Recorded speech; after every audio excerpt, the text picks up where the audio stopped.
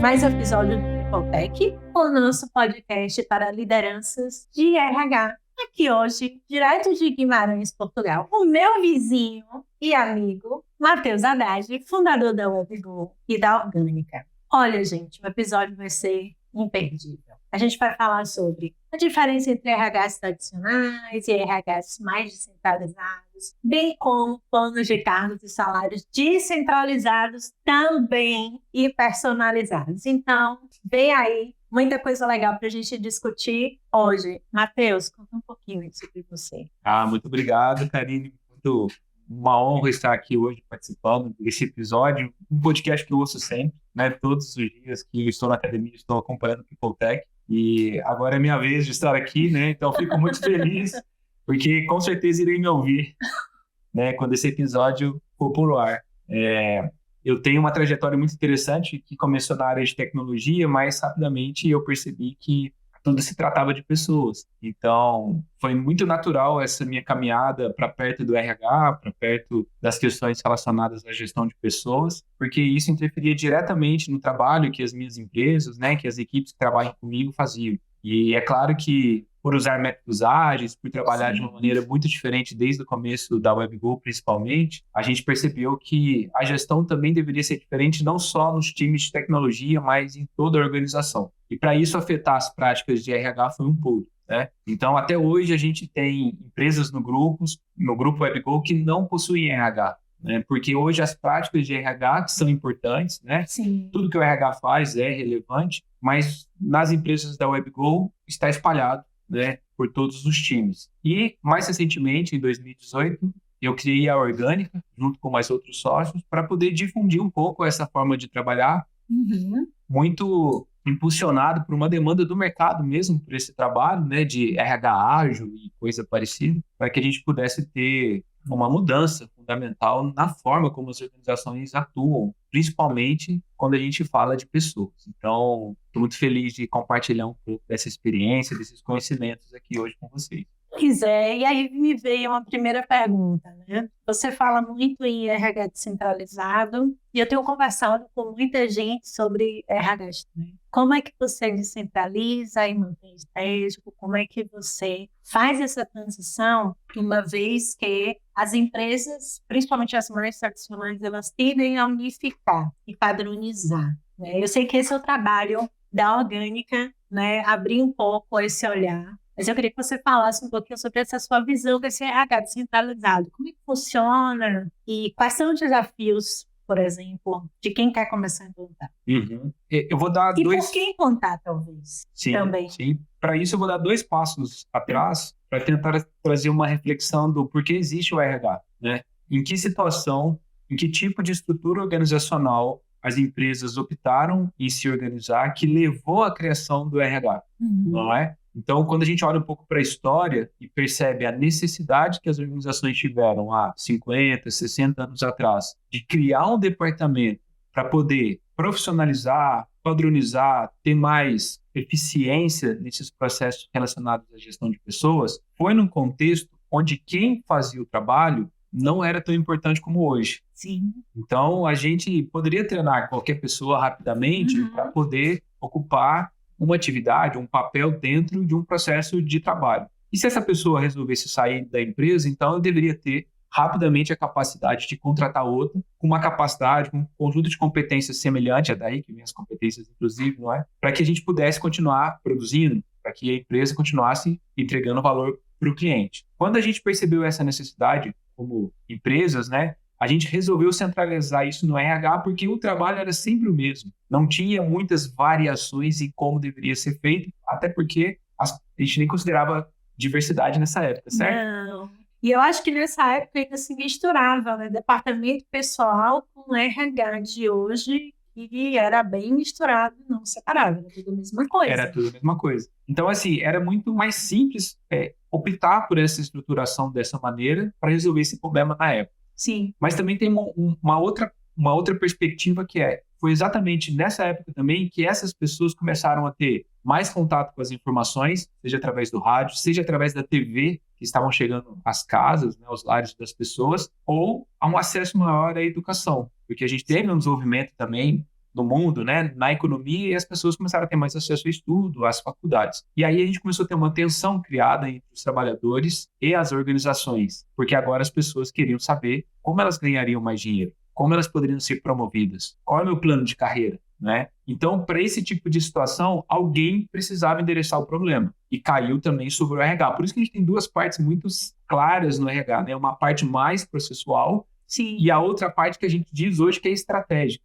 não é? Porque é quem lida com esse tipo de gap, de ter um modelo de gestão que foi criado para um contexto, lidando com um tipo de perfil de trabalhador completamente diferente para os dias de hoje. E tem que estar o tempo todo revisando, atualizando, revendo, repensando, conhecendo Exatamente. essas pessoas para refazer todo aquele trabalho que está escrito, mas que não deveria estar escrito em pedra. Exatamente. O que mudou de lá para cá? Nada. Além do tipo de trabalho predominante no mercado, o tipo de trabalhador. Porque o RH Sim. continuou centralizado, as práticas, cargos, salários, planos de carreira, avaliação do desempenho, continuaram muito semelhantes. A gente tem aí algumas técnicas a mais, algumas coisas diferentes, mas fundamentalmente é a mesma coisa do que existia 50, 60 anos atrás, em termos de visão sobre o trabalho. E agora a gente está chegando no limite onde as pessoas estão criando uma resistência a esse tipo de coisa, porque temos trabalhadores cada vez mais espertos, não é? Inclusive participando aí de um fenômeno que a gente conhece como demissão silenciosa. Sim. Então, quer dizer, eu vou fazer aquilo que me pedem e, né,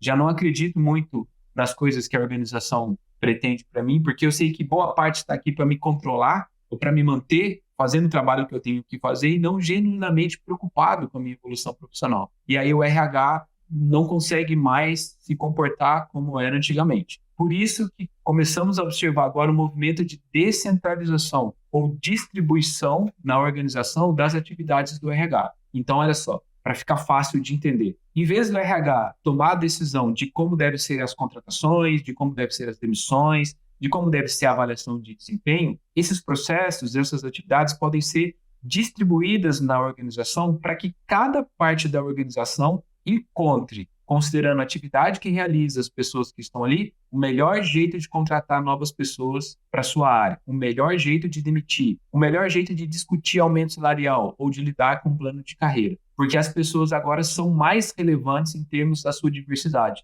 das suas características para essas decisões. E a vantagem disso é você tem processos personalizados e pessoas mais engajadas porque elas participam dessas decisões. Além da grande oportunidade de desenvolver a autonomia das pessoas quando você envolve elas nessas discussões. Porque agora eu não penso mais só na atividade que eu executo, mas eu penso estrategicamente no meu time. Não, eu acho lindo, mas aí eu vou fazer uma pergunta de advogado de diabo. Eu ouço todo dia.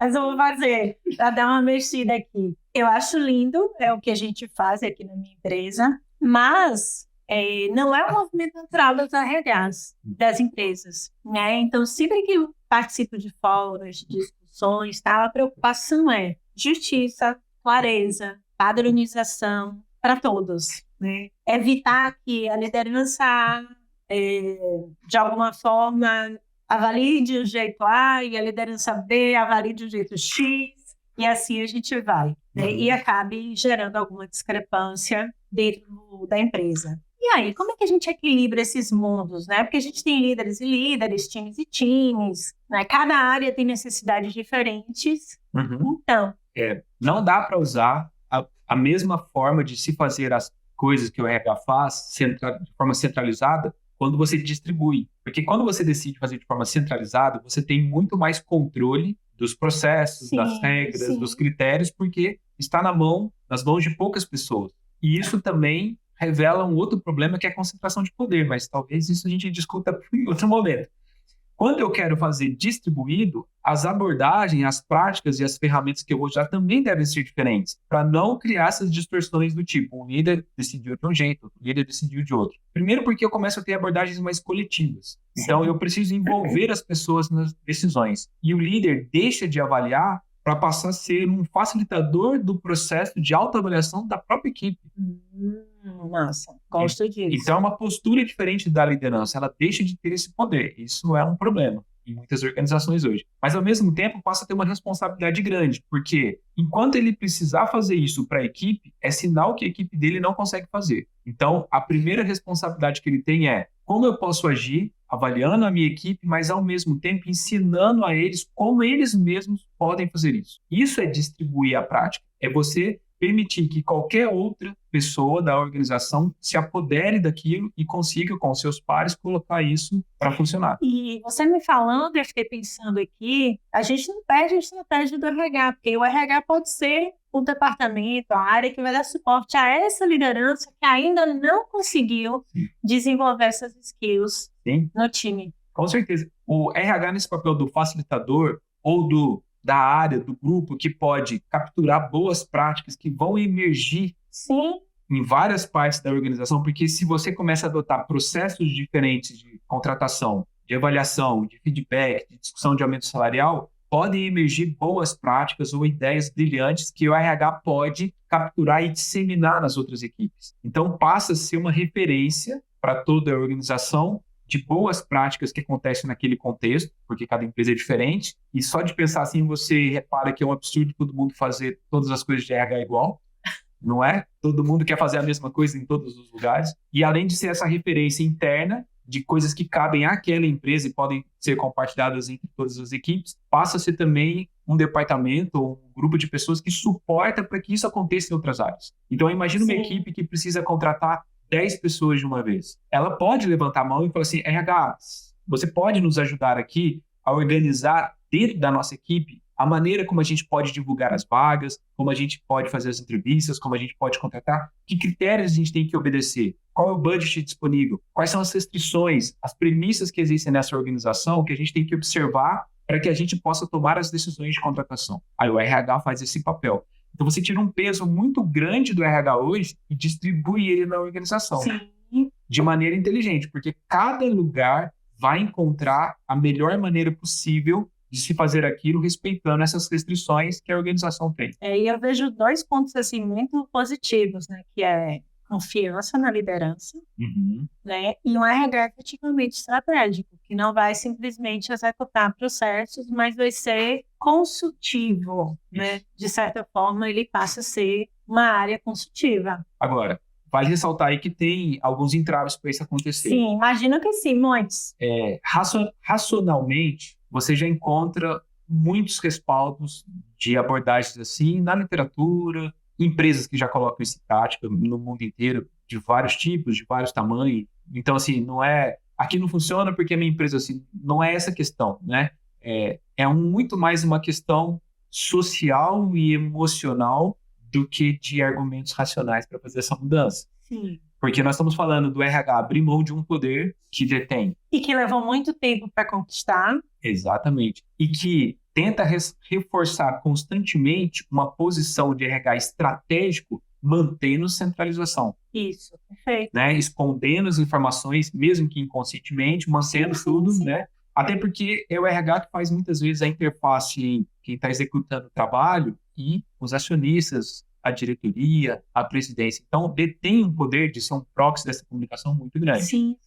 Distribuir o RH significa abrir mão um pouco desse poder. E não é fácil. A gente não está dizendo aqui que é fácil, é difícil. Tem alguns RHs que nem chegaram a essa questão de se considerarem estratégicos, né, porque não se envolvem ainda tanto no negócio. E abrir mão desse poder deve ser um grande desafio, sim. Esse é o maior desafio que eu vejo. Alguns anos atrás, a gente ajudou uma organização do norte do país nessa discussão sobre contratação de vendedores para suas lojas. Né? Então, tinha uma rede de lojas, uma rede de varejo, e eles tinham um processo de contratação onde as pessoas que gostariam de trabalhar como vendedores ali iam até a matriz dessa empresa, passavam por um processo seletivo, né, que eles tinham organizado, e aí os que eram aprovados, de acordo com a localização onde eles moravam, a empresa direcionava, então você vai trabalhar na loja A, você vai trabalhar na loja B. E aí essa pessoa chegava lá, né, sendo integrada pelo RH, olha gente, esse é o novo vendedor, a nova vendedora que foi contratada para ajudar aqui. E isso já criava um conflito enorme, porque chegava uma pessoa estranha que ninguém da loja conhecia, para entrar no contexto de equipe de vendas que ela também não sabia qual era, né? Então sofria muita retaliação, até porque existe uma disputa aí de quem vende mais, de metas, né? E aí quando a gente sugeriu para essa empresa delegar o processo de contratação de vendedores para cada loja começou a criar seu próprio processo considerando a região onde estava. E aí as próprias pessoas que trabalhavam na loja definiam as atividades, lógico, com suporte, com a ajuda do RH, que eles executariam no processo de seleção e contratação de novos vendedores. Qual foi o resultado disso? Uma aderência muito maior, uma integração muito mais fácil dos vendedores que a própria equipe decidia trazer para dentro dela. Sim. Porque agora a equipe assume o compromisso da escolha. Isso não vem mais da matriz. E isso muda muito o comportamento das pessoas, né? Eu sou responsável pela sua contratação, eu te aceito para fazer parte do time de vendas. E isso muda a postura, muda muitas coisas. Muda a chegada, muda a forma como essa pessoa vai ser recebida, muda a forma como você vai me aconselhar ao longo da minha chegada, muda tudo. Exatamente. Isso é um exemplo de distribuir o RH, né? Muito no bom. processo de contratação. Agora, é claro que as lojas têm que respeitar os procedimentos que o RH já respeitava, né? Por exemplo, ver se a documentação da pessoa está tudo ok, né? Ver algumas questões relacionadas ao papel, à atividade. Então, o RH simplesmente compartilhou isso com a loja. Olha, a gente verifica isso, a gente checa essas informações, a gente faz esse tipo de teste para avaliar essas competências. E a loja usou isso como base para poder, então, respeitando aquilo que era primordial, segundo o RH e a organização, criar seu próprio processo de Esse é um ponto contratação. positivo, por exemplo, para quem quer fazer esse processo, que é você pode ter um conjunto de premissas Isso. que vai fazer parte, né, que segue para todos os times, mas que a partir dali o time tem sua criatividade e seu formato e seu modelo. A gente tem um conjunto ali básico de coisas que precisam ser respeitadas. Por exemplo, todo mundo tem que ter a documentação, todo mundo tem que ter, por exemplo, esse teste com nota X, todo mundo tem que estar dentro dos valores organizacionais. Então, você pode estabelecer um conjunto mínimo de regras e, a partir dali, cada liderança com seu time vai estabelecer. Então, tinha entrevista, só líder entrevista, a gente vai fazer 2 entrevistas, 3 entrevistas, vamos aplicar teste, não vamos aplicar teste, né? Vamos botar a pessoa codando com a gente durante 2 horas para ver.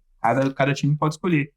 Isso que você citou agora é uma mudança fundamental também. Empresas mais tradicionais, com procedimentos centralizados, focam muito em regras e processos.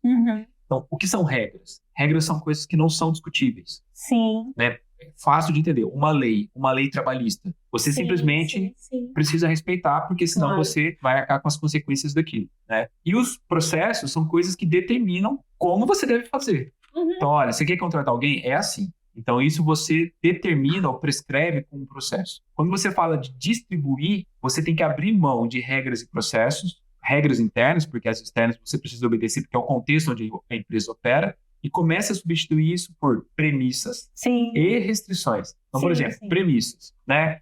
Precisamos observar a diversidade. Então, tomem cuidado para não contratar só homens, só mulheres, só pessoas brancas. Então, isso é algo que tem que ser observado, porque uma das premissas da nossa organização é diversidade. Agora, o que é uma restrição? A restrição é, nós temos de budget R$10.000 para contratar novos vendedores. É isso que tem disponível de acordo com o financeiro. Então, dentro dessa restrição, decidam se vocês vão usar esse budget para contratar novos vendedores ou para promover um aumento salarial aí dentro. Perfeito. Por que isso existe? Para mitigar risco. Sim. Então, uma coisa é você garantir, com regras e processos, que o erro nunca aconteça. Só que se o erro nunca acontecer, não tem inovação. Não tem espaço para criatividade. Quando você usa premissas e restrições, você cria um cercadinho e fala para as pessoas, dentro desses limites, sejam criativos. Exatamente. Inovem, porque assim, essa é uma restrição que a gente tem do contexto. E essa parte, por exemplo, que você falou do orçamento, ela é bem legal, que a gente usa aqui também, que é, ok, você coloca lá o seu 10.000 no orçamento, porque você acha que você vai precisar de alguém. Mas, de repente, o projeto que você está esperando não veio. O seu time está precisando de aumento. Então, você tem liberdade. Então, tem muitas empresas, aí já é outro podcast para falar de orçamento também. Você fica ali limitado, eu só posso gastar esse dinheiro com contratação. Eu só posso gastar esse dinheiro com treinamento. Né? Então, essa liberdade de cada área eu acho super fantástico. E você tem visto, Matheus, as empresas evoluindo, por exemplo, para essa descentralização? Sim, mas com uma dificuldade que também é muito clara de perceber, assim, existe um impulso, um movimento de se fazer isso, né? Tá. Até porque se disseminou muito isso durante a pandemia, Sim. né? Com o trabalho remoto, o trabalho híbrido E agora. até com o entendimento dos times de tecnologia. Sim. Então, eu vi muito, é isso, né? O RH trabalhava para a empresa inteira, de forma padronizada, mas o time de tecnologia já não se encaixava naquele conjunto de regras de contexto da empresa. O time de tecnologia estava completamente distante em termos de salário, em termos de flexibilidade, do que queria, das paixões, dos amores, de tudo. E eles tiveram que conhecer os times de tecnologia. Sim. Então, esse movimento é real. Eu percebo a vontade das empresas e algumas tentativas, inclusive, de adotar práticas mais recentes. Só que eles se esbarram sempre na mesma desculpa, que é a minha equipe lá não tem maturidade ainda para contratar um próprio integrante, ou não tem maturidade para discutir a demissão de alguém que faz parte dali. E essa desculpa, muitas vezes, é limitadora. Sim. Porque isso mostra uma outra necessidade. Não, então, peraí, por que não tem essa maturidade? Que, para mim, é um sinônimo de não desenvolver autonomia, né? Porque falta transparência, é uma equipe que não sabe as informações que o RH sabe, por isso não consegue decidir sobre processos de RH. São equipes que nunca fizeram isso. Sim. Então, existe uma situação de falta de segurança psicológica, inclusive, e se a gente errar na contratação, quais são as consequências que a gente vai sofrer? Então, nesse primeiro passo, para empresas que têm uma abordagem mais tradicional de gerir as coisas, é preciso que as lideranças se aproximem e façam um trabalho de formiguinha para desenvolver as pessoas, compartilhando com elas o conhecimento que a liderança já detém, não é? Para que as pessoas se sintam mais preparadas. Além de fazer isso e facilitar os processos, a liderança precisa sustentar o espaço para isso acontecer e criar oportunidade. Então, olha só, pessoal, estamos percebendo aqui que, dada a demanda que a gente está tendo desse cliente, nós precisamos contratar mais 2 pessoas para o time. Vocês contratarão. O que vocês precisam? Então, eu criei uma oportunidade para que as pessoas se envolvam e discutam. Na primeira vez, talvez seja mais devagar, dê problema, seja mais crítico. Mas é a primeira vez. Na hora que isso se repete pela segunda vez, terceira vez, quarta vez, quinta vez, talvez na sexta o líder nem participe mais. Porque agora a equipe já entendeu como fazer, já tem pessoas que foram contratadas ali dentro pelos processos anteriores, já existe uma confiança para agir. Sim. E é exatamente isso que precisa acontecer. Esse espaço, essa abertura, não acontece na maioria das organizações tradicionais, porque a gente tem que fechar a meta até o final do ano. Então, todas as decisões são pensadas para o curto prazo. E desenvolver pessoas é no médio e longo prazo. Agora, olha só, uma abordagem dessa é muito mais sustentável. E às vezes esse líder desse time não fez nenhuma contratação ainda. Exatamente. E aí precisa do RH para suportar. Então é uma Exatamente. oportunidade, né? Olha, a gente não sabe fazer? Não. Então peraí que eu vou chamar alguém do RH que vai nos ensinar a fazer. Perfeito. E aí o RH começa a soltar também, até para tirar um pouco da sobrecarga do RH, né? E espalhar os seus processos pela organização. Então esse movimento precisa ter esse resgate do envolvimento das pessoas. E isso muda outro jogo, que é o jogo do engajamento. Sim. Porque hoje as pessoas não estão nem aí, muitas vezes, para isso. Para quem vai ser contratado, como Quem vai ser contratado. demitido. Está todo mundo focado só na sua evolução, no seu aumento salarial, não está tão preocupado com o que está ao redor. E aí o engajamento rapidamente cai, porque passa a ser uma relação... O que é engajamento, né? Engajamento é uma conexão emocional forte. Então, pessoas que agem no modelo mais tradicional não têm uma conexão emocional forte. Quando você envolve as pessoas nessas coisas que a gente diz que são estratégicas, essa conexão aumenta. Pessoas mais engajadas discutem mais. Pessoas mais engajadas participam mais de decisões que são estratégicas. E isso muitas vezes incomoda estruturas que já estão postas ali há muito tempo naquela organização. Esse é o principal entrave, né? Então hoje, quando eu falo com as lideranças de RH, eu pergunto: você está realmente preparado para diminuir o seu poder de influência direto nos processos de RH e delegar isso para as equipes que você atende hoje? Você está preparado para ser uma liderança que influencia pelo seu conhecimento e experiência e não pelo poder que ostenta na organização? Você quer ser uma referência de conhecimento para as pessoas ou você quer ser uma autoridade para que elas obedeçam? Essa é a pergunta. Essa é a pergunta. Isso distribui o RH. É justamente o que a gente costuma falar, né, do delegar em si. para as lideranças, o quanto você quer ser um líder invisível, né? Que o seu time vai receber todas as estrelas, todos os prêmios, mas o seu time é reflexo de você, a mesma coisa desse contexto de RH. Todos os times vão receber estrelas, prêmios, tal, mas foi o RH que ensinou, foi o RH que foi lá, foi o RH que treinou, né? Simplesmente o RH só não fez, não executou a parte operacional. Sim. É uma decisão dificílima, mas que quando a gente consegue tomar, eu acho que uma coisa legal é abrir espaço para poder fazer outras coisas. Sim. Aí o RH pode pensar em coisas que hoje não dá tempo de fazer. Sim. Esse é o ponto. O mesmo vale para as lideranças. Sim, sim. Porque as lideranças no modelo tradicional também centralizam. Sim. E aí, em vez de pensar em coisas relacionadas a como o negócio pode se expandir, como eu posso melhorar o meu relacionamento com os clientes, como a gente pode pensar em novas oportunidades de negócio, eu estou preocupado em fazer meu time funcionar direito, como se eu fosse a babá do meu time, percebe? Uhum. Então, o time, ele vai até melhorar, mas o limite da evolução do time sempre será a liderança. Sim. Evoluirá o time até a capacidade que a liderança tem. Então, muitas vezes, a liderança vira a bengala do time. O time não consegue correr mais, porque só consegue andar com a bengala da liderança presente. Isso é uma disfunção, não é?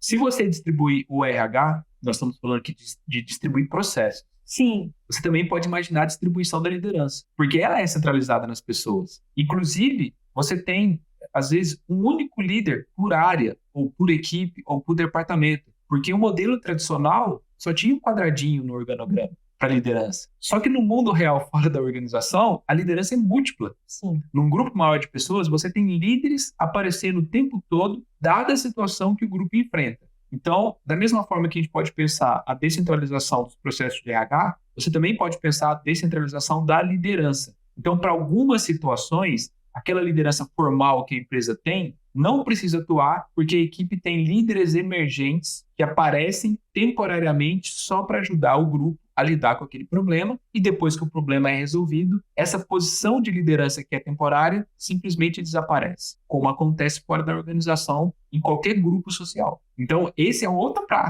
passo. Que quebra, inclusive, uma coisa que a gente fala muito, na verdade, que apoia uma coisa que a gente fala muito, né? Que liderança não é cargo. Não é cargo. Eu acredito que liderança é um fenômeno social. Percebe? Então, você tem um grupo de pessoas se relacionando, na hora que acontece um problema, alguém levanta a mão. Alguém ocupa esse gap, né, de ajudar o grupo. Então, a liderança só acontece quando você está num grupo. Sim. Você não é um líder dentro de uma caverna, entende? Você é um líder no meio do grupo. E você só é aquele líder porque o grupo percebeu que você tem ou as características, ou conhecimento, ou a experiência para liderá-lo naquele instante, ou porque alguém te deu poder para fazer isso. E é um poder coercitivo, tradicionalmente falando nas organizações, né? Uhum. Então, se você não obedecer, você pode ser divertido. Se você não obedecer, você pode ser não promovido. Se você não obedecer, você pode ser demitido. Então, é bom que eu obedeça. Por quê? Porque o poder faz essa coerção de comportamento. Então, o comportamento, muitas vezes, é artificial das equipes. O que gera outra coisa artificial, que é a cultura. Então, muitas vezes, a empresa acha que é uma cultura linda, maravilhosa, mas é uma cultura artificial, que está sendo criada por comportamentos artificiais, porque as lideranças ou os processos, né? Avaliação de desempenho, planos de carreira. Que é o nosso tema não agora. É? Faz acontecer. Então, é assim, é uma grande brincadeira. Tá todo mundo fingindo no final, porque tá todo mundo querendo um aumento salarial em algum momento. É o que interessa nessa disputa, né? Muito bom. Já que você citou o plano de cargos e salários, desenvolvimento de carreira, e aí? Como é que entra tudo isso dentro desse RH descentralizado? Então, que já é difícil. Sim. Observe, são dois assuntos super polêmicos, plano de carreira e desenvolvimento, toda essa parte salarial, remuneração, plano de carreira, desenvolvimento, é tudo complicado. A primeira coisa que tem que se pensar é, não pode conectar essas coisas. Pois é, aí né? Você já está... Essa é a primeira coisa. Se você fala assim, não, se você conseguir evoluir aqui, você tem um aumento, se você for avaliar, porque daí você molda os comportamentos. As pessoas, é assim, então, ok. Nós somos muito espertos para fazer isso. Isso é um ponto interessante, né? E não é que a gente faça isso conscientemente, é porque a gente é esperto para jogar. Sim. Jogar junto. A gente se adapta lidar com o sistema. Sim. Não é? Então, assim, quando você conecta... Não é por mal. Não é por mal. Não é por mal. Esse é um ponto interessante, Karina, porque muitas vezes quando as pessoas nos ouvem falando dessas coisas, parece até que a gente está criticando as pessoas. Mas não é, é o sistema que condiciona os comportamentos. Sim. Né? Então, está todo mundo fazendo tudo que estão fazendo de forma inconsciente porque estão num ambiente que leva a esse tipo de comportamento. Então, quando você volta lá para o RH e pensa, por que nasceu o plano de carreira? Porque alguém precisava controlar a evolução das pessoas dentro das organizações ao mesmo tempo que desse para elas uma perspectiva de futuro. Mas isso foi na época que as pessoas ficavam 15 anos dentro de uma organização, ou que passavam a vida toda e se aposentavam lá. Se você olha para o nosso mercado de tecnologia, as pessoas mal ficam 3 anos. Nas organizações, a rotação mudou muito. A perspectiva de carreira é totalmente diferente na maior parte do mercado do que era há 50 anos atrás. Então, o plano de carreira não tem a ver com o que eu posso fazer para sempre continuar aqui e evoluir dentro dessa organização. Ele está mais voltado a o que essa pessoa precisa desenvolver para ela alcançar os desejos que ela tem. E talvez o desejo dela nem seja permanecer aqui. Talvez o desejo dela seja sair daqui e abrir uma outra empresa. Mas enquanto ela estiver aqui, daremos as condições necessárias para que ela tenha o máximo desempenho, o máximo de envolvimento, o máximo de engajamento. Algumas pessoas ficarão 1 ano, outras pessoas ficarão 5, outras ficarão 10. Eu não preciso controlar mais o tempo de permanência das pessoas na minha organização. Eu não preciso criar uma grade para reter talento. Eu preciso criar um ambiente que atrai talentos o tempo todo. É ao contrário do que tradicionalmente se pensa. Sim, não é? Justamente falar isso. Então, o plano de carreira, a gente estava discutindo um dia desse, plano de carreira em Y, em W, eu falei assim, gente, plano de carreira em asterisco. Tipo, dado onde a pessoa está, tem várias possibilidades para ela ir. Se isso ficar claro para ela dentro da organização, e aí é importante, qual é o nosso negócio, qual é o valor que a gente gera, quais são os papéis que são importantes aqui, como cada papel contribui com as suas competências, habilidades para o valor ser gerado, para que as pessoas conheçam, então são essas as possibilidades. Me interesso por isso aqui, porque isso aqui eu já tenho uma certa experiência, eu gosto de ler, gosto de estudar, gosto de fazer. E aí a pessoa pode optar em trocar de área, em trocar de equipe, se envolver em novos projetos e ter mais de um papel. Então, a coisa ficou muito mais líquida, nesse sentido, muito mais dinâmica do que o velho plano de carreira tradicional que é pré-fixado, inclusive porque atendia interesses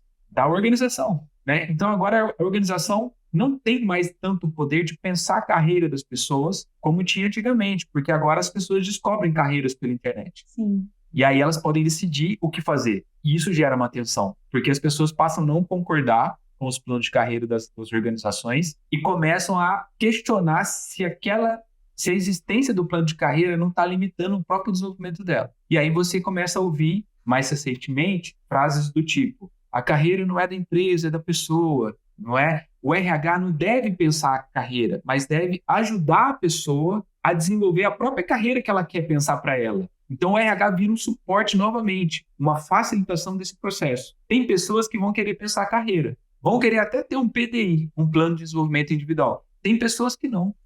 Então, não padronize isso, mas coloque isso como uma possibilidade. Você gostaria de pensar a sua carreira dentro dessa empresa? Sim. Então, o RH vai te ajudar, vai te mostrar os papéis, vai te explicar as coisas e você vê se você se interessa em criar mesmo aqui um caminho, uma jornada aqui dentro. Mas isso não deve ser obrigatório para promoção salarial. Por isso que deveria ser desconectado.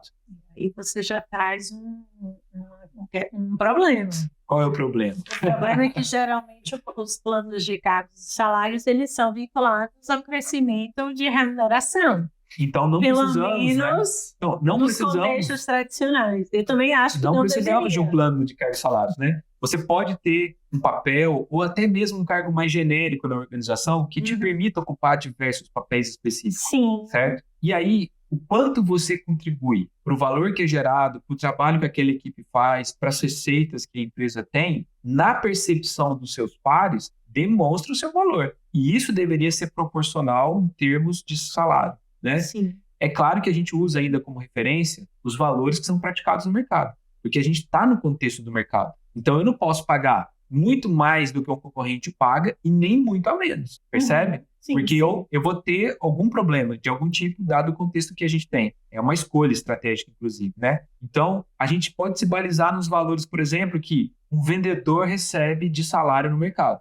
para que essa pessoa que está dentro da organização e é um bom vendedor tenha como respaldo uma informação externa, além da informação interna, que são os outros salários praticados dentro da empresa, para que ele e seus pares, então, cheguem no valor que é considerado justo socialmente para aquela função e para o valor que ele gera, exercendo aquela função. É uma discussão complexa para quem nunca fez. Mas depois que você faz isso, 1, 2, 3, 4, 5, se torna diferente. E você acredita que essas discussões elas devem ser feitas dentro dos times? Devem começar nos times, que devem observar as restrições que a organização tem de budget, dos outros valores que são praticados, das pesquisas salariais de mercado que o RH pode trazer para suportar o time, porque é lá que a gente sabe quem faz o trabalho e quem não faz. Você sabe quem faz o trabalho e quem não faz quando você trabalha numa equipe. Ali tem maior conhecimento disso. Então, deveria começar ali. E aí, é claro, se isso gera conflitos, envolve outras pessoas, envolve uma liderança formal para que junto decidam sobre aquilo. É importante pensar nessa estrutura para que tenha restrições temporais, né? Por exemplo, vamos definir janelas de aumento salarial durante o ano, né? Então, sei lá, todo mês de janeiro e mês de agosto são os momentos que a gente tem para promover os aumentos salariais. No período de interstício, é o momento de cada equipe discutindo e evoluindo essa discussão, criando simulações, perspectivas, para que se chegue numa decisão em janeiro ou em agosto e os salários sejam. Deixa eu fazer uma pergunta. E dentro desse contexto, a equipe teria transparência da remuneração de todo mundo? Idealmente, sim. Isso é um outro problema. A transparência organizacional é um pilar para tudo isso que a gente está falando. Percebe? Porque hoje o RH sabe muita coisa que as equipes não sabem. Por isso o RH consegue fazer muita coisa que as equipes não conseguem. Então, quando você fala de distribuir a gestão, em termos gerais, ou a liderança, a gente está falando de distribuir os privilégios que isso traz também. Então, transparência ou acesso às informações é o maior privilégio que a organização tem. Então, se eu consigo compartilhar as informações financeiras com toda a organização, estratégicas, eu também estou capacitado a usar a capacidade das pessoas de contribuir para as decisões. Matheus, mas eles não têm maturidade para ter acesso às informações. Eu ouço isso o tempo todo, né? Sim, imagino que sim. Então, você pode começar aos poucos, né? Então, pessoal, a folha salarial da equipe é 200 mil. Por enquanto, vocês sabem isso. E aí eu conto, ele tem 10 pessoas, mais ou menos cada um ganha 20 mil. Beleza, eu faço uma média. Internamente, todo mundo faz essa conta, percebe?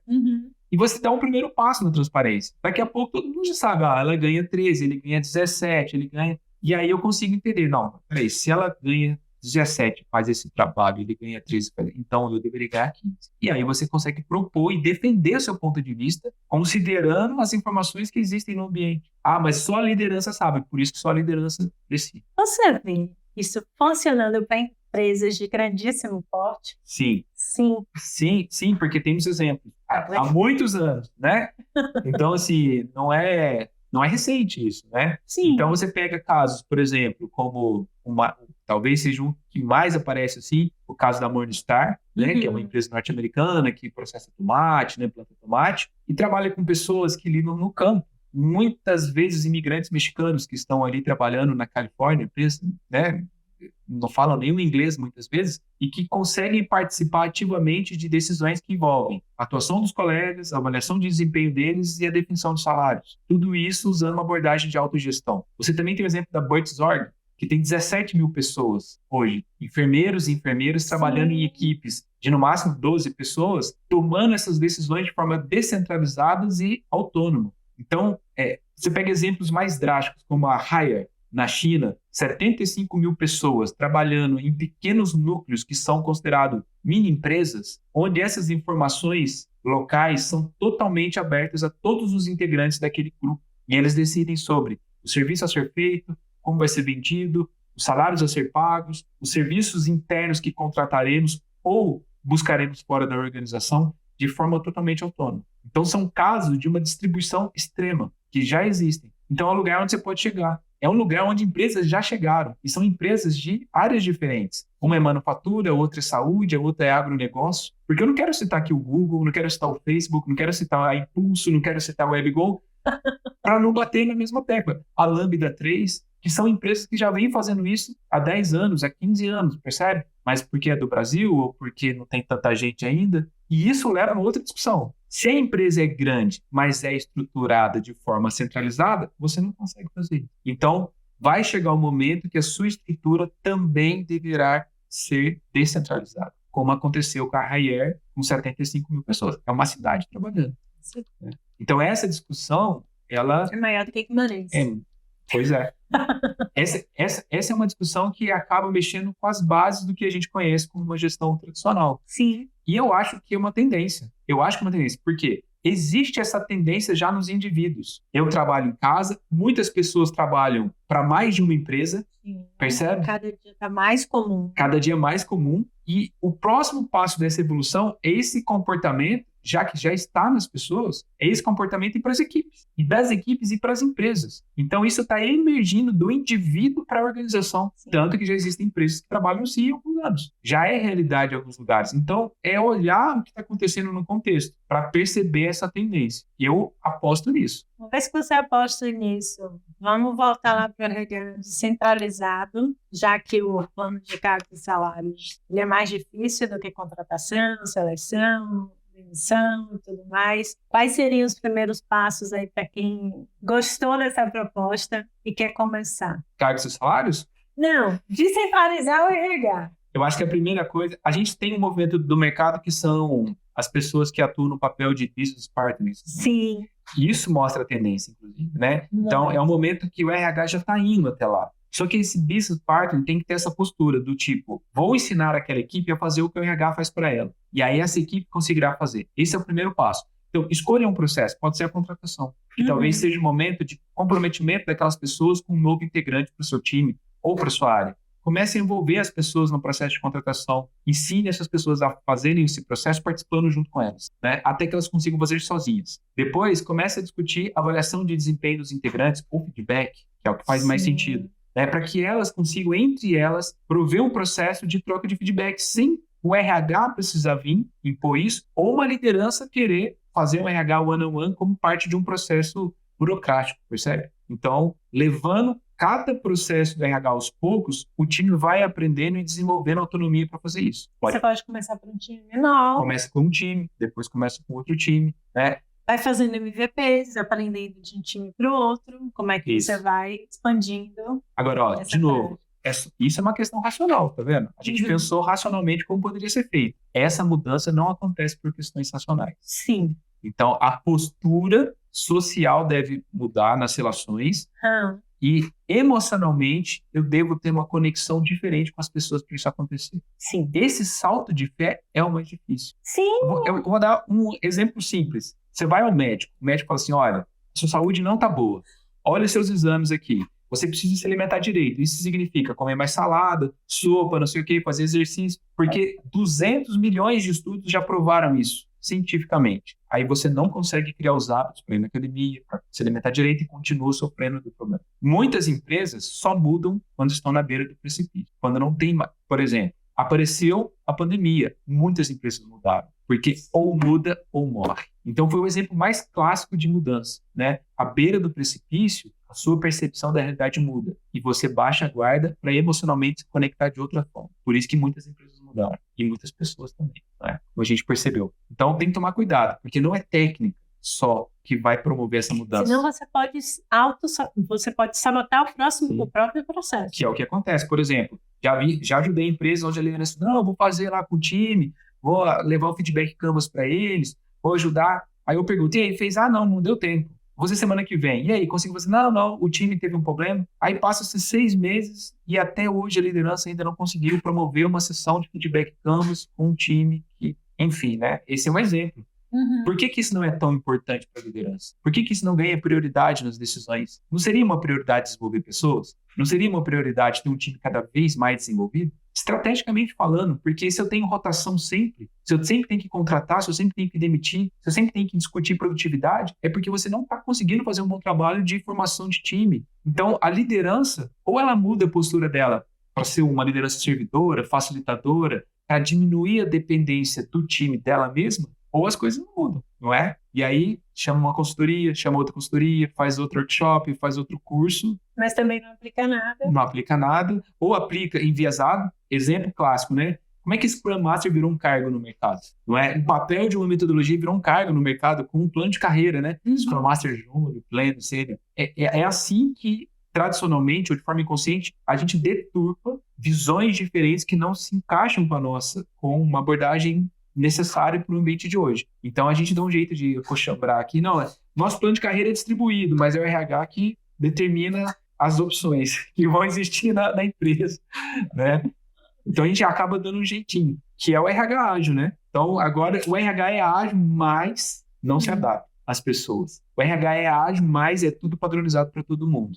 Cadê a adaptabilidade? Que é o cerne da agilidade. Não é. Nesse RH ágil não existe isso. É o que eu mais vejo em todo lugar. Muito bom. Matheus, e dicas depois desse episódio cheio de trocas? Dicas aí de livros, de série, de vinho, de viagem. Olha, eu poderia falar de várias coisas aqui, mas eu acho que os vinhos portugueses são os melhores para a gente começar a discutir algo sobre isso, né?